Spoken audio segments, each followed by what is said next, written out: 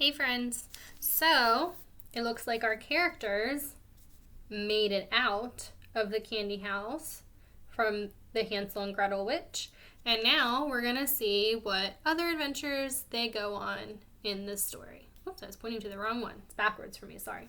So here we go with chapter 12.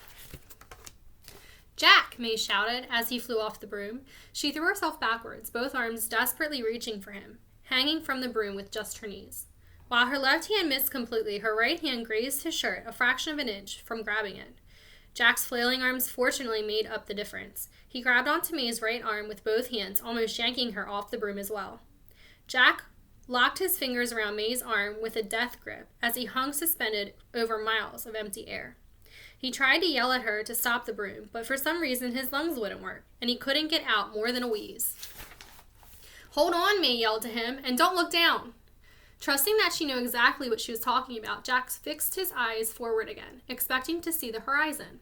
Instead, he saw something large, gray, and rocky. They were headed straight for a mountain.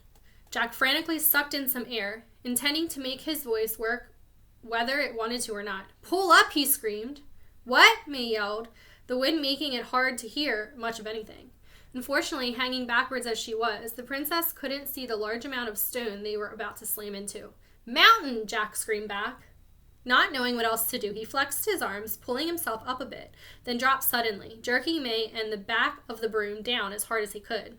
The front of the broom shot up, rising just enough for them to miss the mountain. At least May and the broom would. Jack, unfortunately, lost his grip on May's arms when the broom began to climb, and down he fell. "Jack!" Jack heard May yell until the wind in his ears and the growing distance from the princess wiped out the last of her scream. As he tumbled through the open air, his heart beat so hard it felt like it was going to break open in his chest. Jack quickly reached over his shoulder and pulled off his grandfather's bag with all the old man's most powerful magic items. As the trees rushed up at him with an alarming speed, Jack knew he had time for just one try. He thrust his hand into the bag, grabbed the first thing he found, and pulled out a feather. A feather? Jack's eyes lit up and he smiled, the wind pulling at his cheeks. A feather might be perfect. If it was the feather from some kind of magical bird, maybe its magic would let him fly. Desperately, he wiped the feather all over himself, hoping to make the magic work that way. When nothing happened, Jack frantically blew on the feather, then crushed it in his hands, closing his eyes and willing himself with all his might to stop falling. And as if by magic, he stopped. The sudden jolt sent his stomach into his shoes, and Jack glanced down to find himself maybe a dozen feet above the trees, swaying slightly in the wind. The feather had done it! He wasn't dead! He was flying. Jack's laughter grew almost hysterical. He was so happy. "I'm flying," he shouted to no one, flapping his arms like a bird. "I'm flying! Up, feather, let's go up." And just like that, he rose higher in the air. He flapped his arms a bit more, but it didn't seem to be necessary, so he stopped. Not that it mattered. He was going to be just fine. "Princess," he shouted, looking up. "Princess, I'm flying, I'm flying." And then he noticed two log-sized fingers pinching his shirt. He wasn't flying. He was being lifted into the air. The excitement he felt a second ago up and took flight, unlike the rest of him. The huge fingers ended in an enormous hand, and the hand connected to a massive arm, which ended at the mountain. Except it wasn't a mountain. It was a giant. The mountain was a giant. The mountain was a giant! "Oh, great!" Jack screamed. The feather, the stupid, useless feather, fell from his hand and floated gently to the ground below, but that didn't really matter. He probably managed to destroy whatever spell it had by crushing it anyway. Fantastic. As the giant lifted him higher, Jack could start to make out the creature's proportions. What he thought were stones was actually a rumpled gray shirt, its buttons larger than Jack's head. Hair jutted out from the holes in his shirt, looking exactly like a leafless tree. Surprisingly, the shirt had a pocket, and for a second, Jack considered what a giant would possibly need to keep there. And then he remembered something fairly important. "Princess!" Jack shouted into the night air. "Can you hear me?" He imagined her ramming the broom right into the giant, or flying straight up into the sky until she hit a city in the clouds, or something. When he got no response, he grimaced. Out of all the options, her landing safely on the ground didn't seem too likely.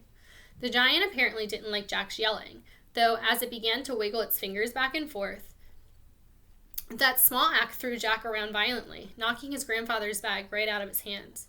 as soon as Jack's eyeballs stopped shaking in their sockets. He lunged to grab it, but he was much too late. The bag was already far out of reach. As he watched it fall to the ground, Jack said goodbye to his best shot at saving himself. Satisfied that his captive was done screaming, the giant began lifting Jack again. He passed the creature's squat, creased neck, and what seemed to be a chin or two before finally stopping at the giant's face. A few feet below him, the giant exhaled, sending a brief tornado-like wind that almost blew Jack right out of his shirt. The smell of the giant's breath was even worse than the strength of the wind, though. If a herd of animals had died in the giant's mouth, it couldn't have stunk more. Jack gagged his way past the breath, only to find himself staring up into a virtual jungle of hair jutting out from the twin cavernous nostrils beneath the giant's enormous hooked nose. Trying to look away, Jack found himself eye to eye with a pupil the size of his fist in the middle of an eye, as blue as a robin's egg. The monster stared back almost curiously. "So," Jack said, twisting around at the end of the giant's fingers, "you're a big boy, huh?" The giant opened its mouth to respond, then paused, its enormous eyes spinning skyward, its attention suddenly elsewhere. Something was distracting the giant from above. This was it. This was his chance to fight. Jack took a deep breath, prepared himself, then kicked at the giant's eyes as hard as he could. Unfortunately, he didn't come close to reaching, and only succeeded in spinning himself around in a circle. Beautiful. A moment later, the giant's eyes spun back to Jack as its other hand descended from above.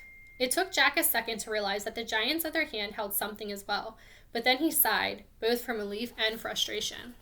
The giant was holding a broomstick with a frightened-looking princess attached to it. "Oh, hey," Jack said to May as she reached his level. "Been a while. What's new with you?" "What is with our luck?" May asked, shaking her head in disbelief. "At least we didn't hit the mountain," Jack said. "Anyway, it could have been worse." "Oh, yeah," she said with a snort. "How's that?"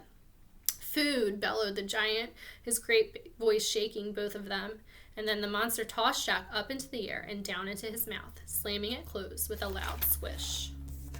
So it seems like they just got themselves out of trouble to get right back into it.